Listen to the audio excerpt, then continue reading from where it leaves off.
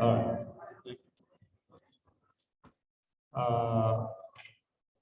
For those of you who had the patience with all this and come to class, or if you skip class, at least been following the PowerPoint, then we're heading for a major review session now. Most of next week we review.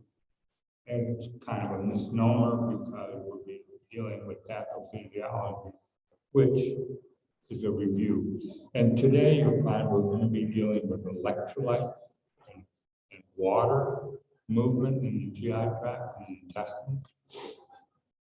And you'll find part of this is also a review.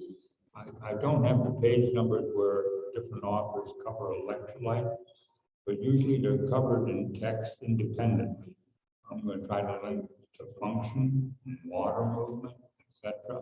And this is preparing us for malabsorption, diarrhea next week, okay? And well, we might as well get started.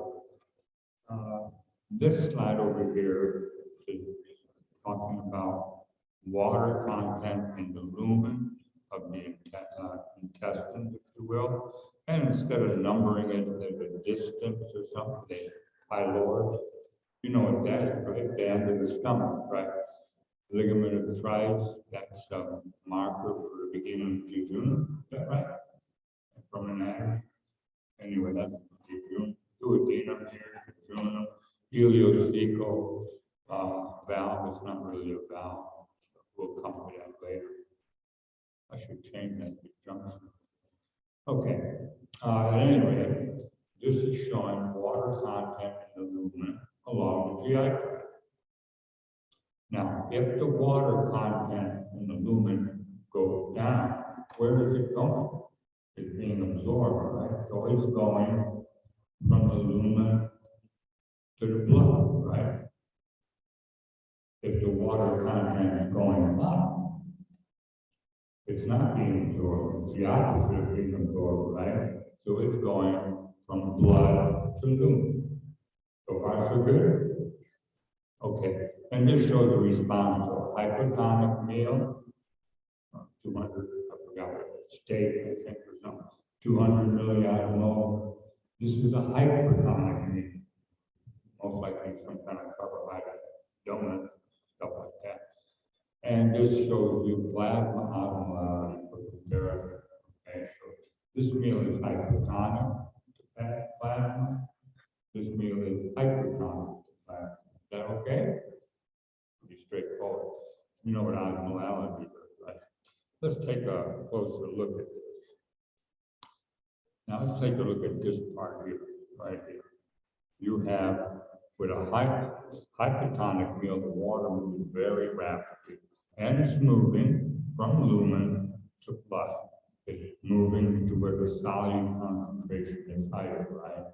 Okay, or reversed, where the water is moving from a higher concentration to a lower concentration.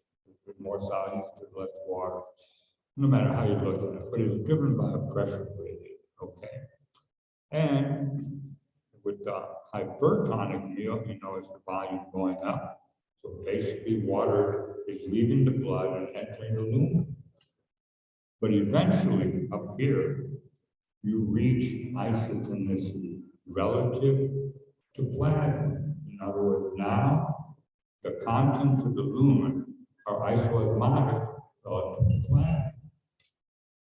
So that's the major objective of the early part of the small intestine, to do it in proximal jejunum, is to make time isoelectronic. Okay? From now on, unless you have some problem or irritation, whatever, you're going to have isotonic time. Okay? So how do you get water movement or absorption when the time is isotonic? To plasma. Water shouldn't move, right? But down here you can see that no matter whether it's a hypertonic meal or a hypotonic meal, water continues to leave the small intestine. Okay. Well, the answer to that is over here. You remember SGLT1, sodium glucose transport. Now, all once you have reached isotonicity, proximal to Juno, let's say, from now on, water is going to be coupled to soluble fluid. Okay, be it electrolytes, or here you have sodium and glucose moving, and water soluble, right? Does that make sense to everybody? Because when we covered that in the basic concept, once you move a solid, you're changing the osmosis, you're dragging water with it, basically. So it's still, the luminal contents remain isosmotic flat. It's just that now you're moving solids, okay? And today we're going to be mostly concerned with electrolytes, but I like to link that functionally to what we've been dealing with. A lot of it will be reviewed with some new stuff.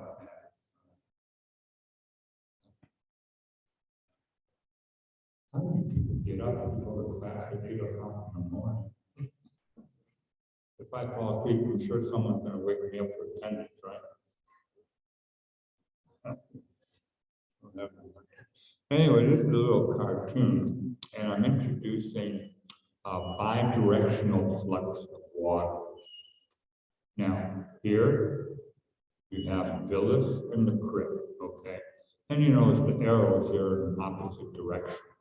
So the cells in the villa, in the tip, upper third, roughly where you have all your functional epithelium, they're absorptive. Okay, so absorption can occur in the upper portion of the villa. The crypts, we'll deal with that later. The crypts are going to be secretory. Okay. Now, absorption, everybody goes, well, obviously the GI tract absorbs, right? It absorbs fluid. You go, what's the point of secretion? Well, I think I'm going to get this, if you haven't already, when you have GI tract, you have blind, and or whatever you want to call them, you can develop stagnant area where there's little movement of material. So if food particles or bacteria end up down here, guess what? If you don't wash it away, it's going to rot, and it's going to be degraded. All right, so one thing the Crypt fluid secretion does is keep this non-stagnant, keep going. And when the water comes up here, it still gets reabsorbed. Okay, so it creates a water flux, if you will. The point being, you have an absorptive flux and a secretory flux. Okay, I made up some numbers here, roughly mils per minute, but we can make up any number you want. The concepts stay the same. Could depend on what length of gut you're dealing with, etc. But we'll set the absorptive flux at 2.2 mils there. You have a calculator? I like easy numbers, right? And the secretory flux going the other way is 2. So guess what the difference is? So you have net absorption of 0.2 million, okay? Pretty straightforward, right? And we're going to be coming back to this next week, even today, several times, okay? So net absorptive, yes, the intestine is a net absorptive organ, but it's the result of 2 unidirectional fluxes, one being absorptive, the other one secretory, okay? Let's take a look at this. What's the point to all this? Well, small changes, over here, small changes in unidirectional fluxes can lead to major changes in absorption in the GI. Let's take a look at that. Let's say you increase Crypt secretion by 20%. Like these numbers go from 2 to 2.4. Okay, but you're leaving absorptive flux alone. When you increase secretion in the Crypt, okay, well, guess what? You've converted an absorptive organ or intestine to one that actually. No, you don't want it. Okay, let's look at the other. So that only a 20% change in a unidirectional flux, and now you change GI tract to one that resembles pathology. If you decrease absorptive flux, like 20% again, roughly. The same thing. Secretory flux is the same, but you reduce absorptive flux. Again, you're converting a net absorptive organ to a secretory. Straightforward, right? Can you follow that? No calculator. Let's take a look at absorptive flux. Now, as I mentioned, water movement is going to be coupled to solid movement. We're dealing with electrolytes today. All right. But a lot of this will be reviewed. Okay. So, usually, absorptive water movement, the upper third of your life can be linked to sodium transfer. Okay. And we'll see later in the Crypt, it's linked to chloride secretion. Just remember sodium chloride. It's everywhere. Okay. At any rate, active sodium transport and movement of sodium is going to move water, right? Okay. All right, now we're going to go through this step by step, and this is the review part, all right? Now we know that in the intestine we have the sodium ATPA, sodium potassium ATPA, right? 3 sodiums moving out, 2 potassiums coming in. But, okay, this provides an electrical gradient because we're moving more positive charge about. It also provides chemical gradient for sodium. You see sodium here? Okay, so it provides electrochemical gradient. You combine the terms, it's called electrochemical gradient. Okay.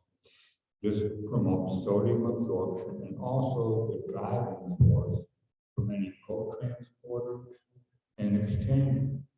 We'll take a look at that little by little. All right. Now, I've introduced this, I forgot what salivary gland, I introduced somewhere else.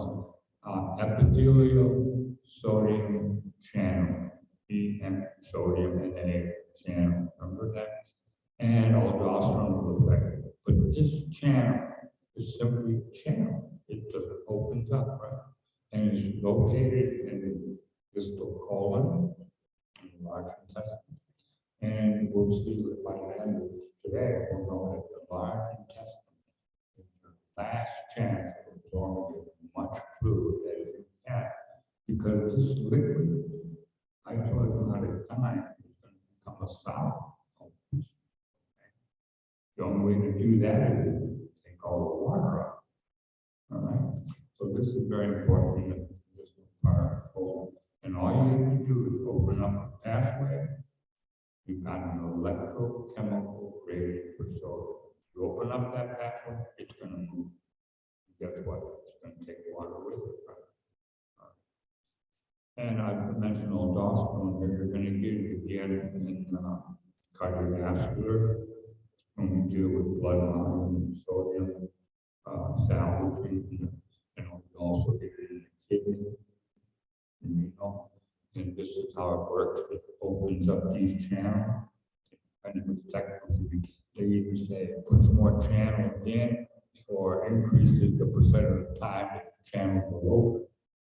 Doesn't matter. We'll just say open. Okay, open it. And it also turns on sodium and potassium. So it keeps that electrochemical gradient going. You're absorbing all the sodium and fluid, and guess what it's going to the blood. Okay, so if you lost blood volume, that's a nice thing to have.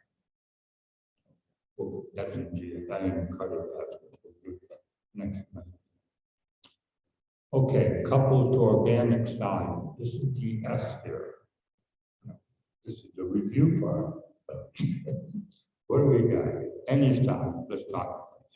Well, first, we have that great electrochemical gradient for sodium, right? And you can see this is the review. In the upper small intestine, we're going to have glucose, galactose, GLP-1. Remember that? You have amino acids, sodium co-transport. You're moving sodium, right? And amino acids are all solids. In the ileum, it'll be the bottom solids that are sodium co-transport, right? when we talk about short chain fatty acids in the colon, the water soluble, they're going to use sodium co-transport. Okay, this is what I meant by reviewing this. So all this is in the small intestine, obviously, where this would be the colon predominantly. They're non-absorbed carbohydrates, cellulose, and fermented by your microbiome. Okay, is that okay? So, you'll notice I have one blocked out here. We'll come to that later. All right, now you have sodium hydrogen exchange. You know this, right? We've talked about it, right? All right. So, in the small intestine, if you will, it neutralizes bicarbonate in the lumen in the upper. In other words, if you have a lot of bicarb going in, I mean, you want neutrality, but more bicarb, it takes care of it by moving more hydrogen to neutralize the sense of bicarb. You see the opposite later. But I also refer to this when it's uncoupled all by itself. It's called a housekeeper. But basically, remember, in the dry cell, if you're making acid, you want to keep the intercellular compartment neutral, so you push out the bicarb on the other end, because otherwise it comes out. It's the same thing, for example, in the pancreas. If you're putting out a lot of bicarb, the cells don't like to become acidic, and so they'll move out the proton. Okay, that's what it's meant by housekeeping. It tends to maintain intracellular pH. This is the review part. This can be coupled. This exchanger can be coupled to, remember, peptide-1 transport. Okay, that's important in pharmacology, drug development, etc. But anyway, moves peptide, instead of being coupled with sodium, it's coupled with proton. And this is a mechanism by which the protons are generated, peptide-1. I don't know if you remember folate transport. Yes, no, day before yesterday, but folate transport, that's also coupled with protons. Okay, same thing. Okay. And also, I'm bringing this up now, we'll cover it later, it can be coupled chloride bicarb exchange. Now, I think I mentioned the neutral sodium chloride before. We'll mention it again. All right. Let's take a look at the chloride. And what I have here is paracellular. That means between cells. But at any rate, once you have sodium moving, and sodium moving into the interstitium becomes more positive. Is that right? And so you passively chloride. And when we see chloride active secretion, guess what's going to move past sodium? Okay, this is pretty straightforward stuff, but you know, some people make it complicated. At any rate, we have here basically the chloride passively follow sodium absorption. Okay. Now I mentioned chloride bicarbonate exchange. You see that in the pancreas, we saw it, right? Remember that?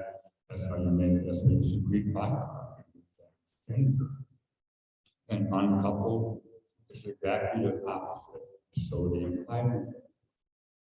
Okay, and that fact that it's just the opposite is actually a mechanism by which the intestine, the GI tract, absorbs sodium chloride. And I'll show you that in the next slide. At any rate, it could be coupled to sodium hydrogen exchange. And this is the part of it blocking out.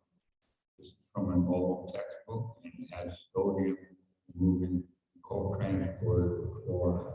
That doesn't happen in the GI tract or other, well, I think it might happen. It doesn't happen in the GI tract. I didn't want to cross it out. But what's really going on in the GI tract, obviously I didn't draw this, it was too pretty.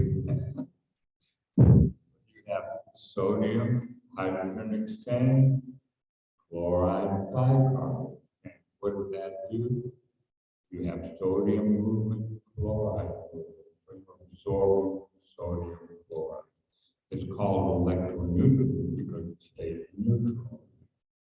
Now, what happens with the hydrogen going into the lumen, bicarb going into the lumen?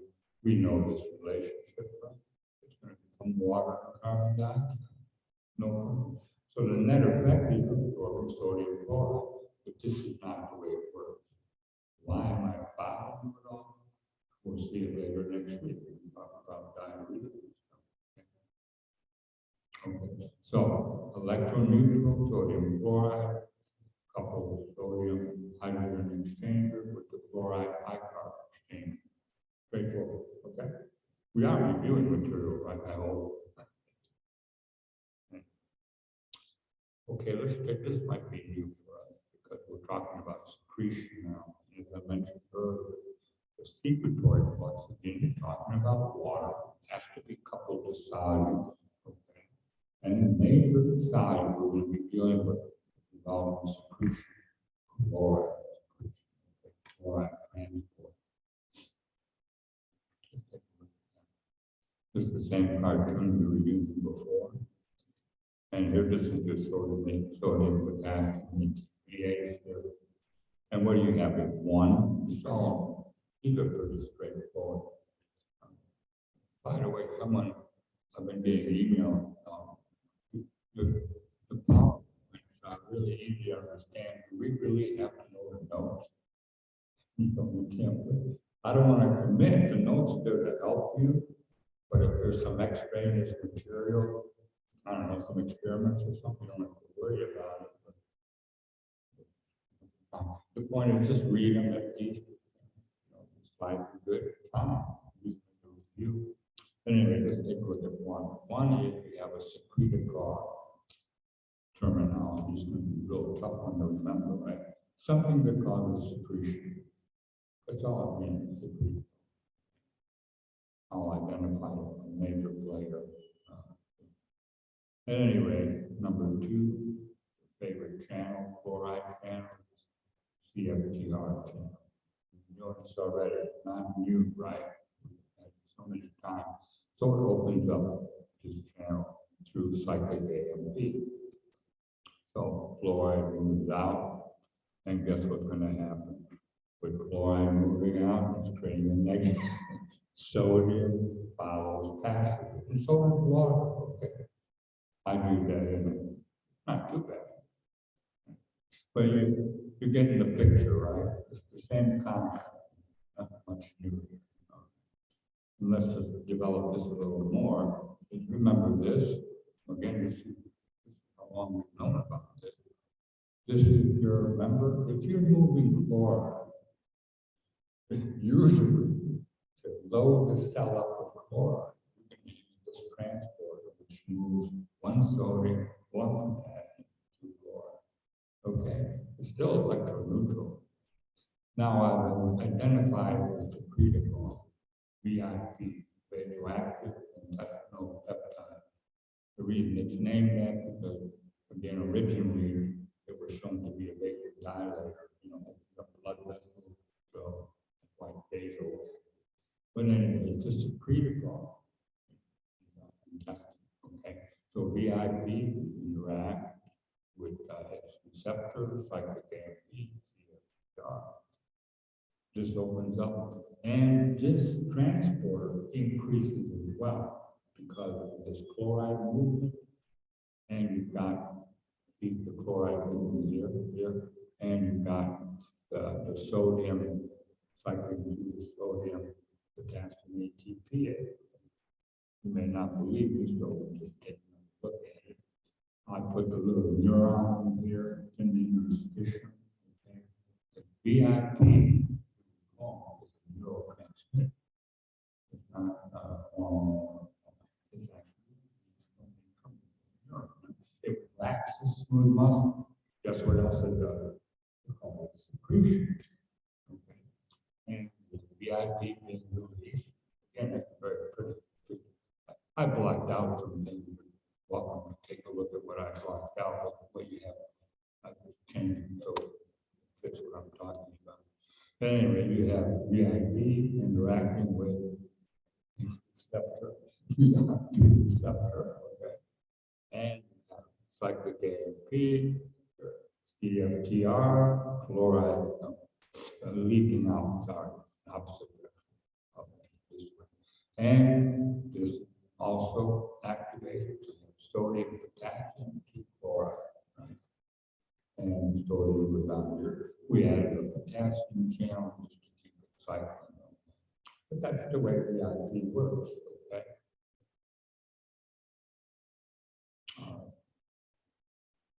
Let's take a look at that. All right, the way it really works, this is your villus here, this is your crypt, right? So remember your endochromatin cell, 95% of the body, serotonin, 5-hydroxytryptamine, is in the GI tract, and it's in the endochromatin cell. So sorry about that, you can't see it now, but you will in a minute. Any irritant or deformation of these cells, and you're going to activate the cell. The cells are going to release serotonin. Serotonin is going to impact sensory neurons. They're going to come into here, and this is the submucosal, okay, plexus. I have it red here. Then the efferent neuron will be VIP, you have chloride secretion. Now, I've written here transient. This is the same thing. We have VIP chloride, add here. It's exactly the same thing. I'm adding the endochromatin component. So we'll see if it's relevant next week. But that's pretty easy, right? Remember that this cell is going to be responsive to endochromatin cell, irritants like bile salts, fatty acids, or if it gets deformed, like serotonin would be 5-hydroxytryptamine. It's a transient reason. Obviously, if I'm bringing up transient, it's going to be something that's not so transient later. Transient in the sense that, all right, make up an irritant. We'll cover that next week again. We'll see the same slide again. Okay. So you have an irritant, secretion goes up in the crypt. What's it doing? It's washing away the irritant. That's what it's there for. Okay. But if you've got an irritation, don't forget your GI tract. Remember, it's talking about a little brain in there.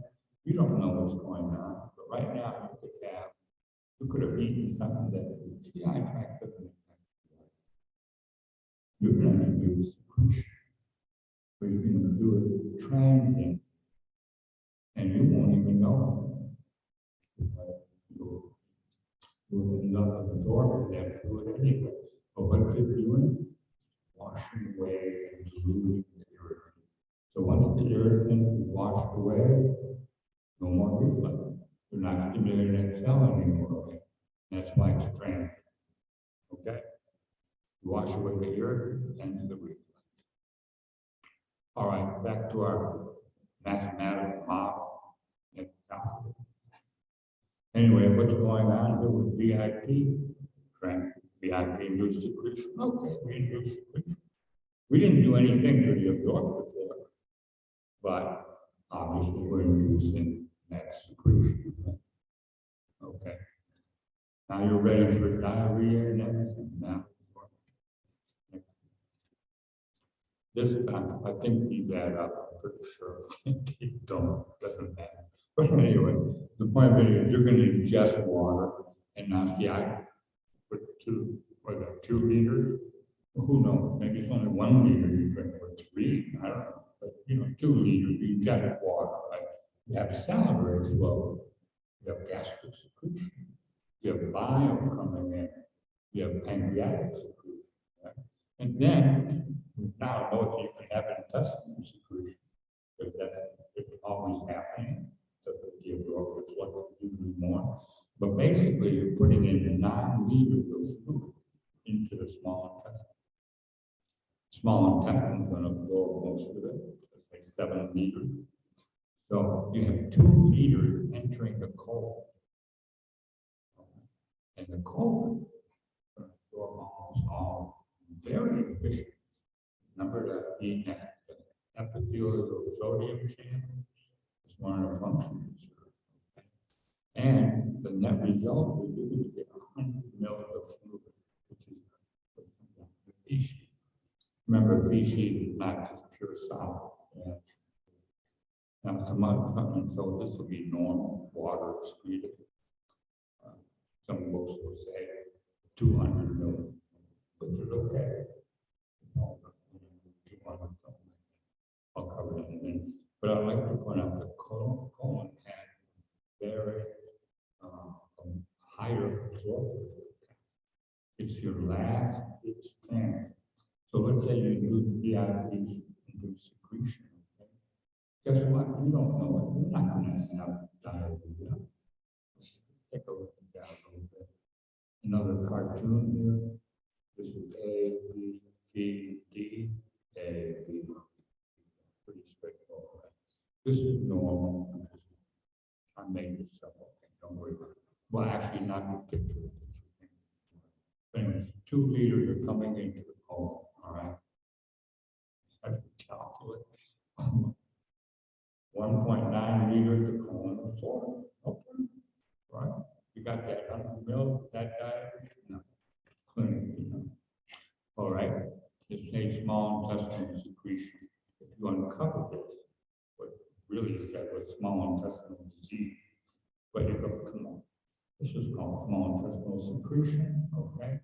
Now, instead of 2 liters going into the colon, the colon has a nice reserve capacity for absorption. No problem. You don't even know it. Same amount of fluid in the feces. You could have secreted through some irritation 3 liters of fluid into the small intestine. That's more than you drink. And they'll all be absorbed, and you're not going to be going to the restroom anymore often. You'll never know. Transient secretion. Anytime you get irritated. Now, supposing you got a real problem, decrease the secretion more. Okay, this is what number 6,500. Right?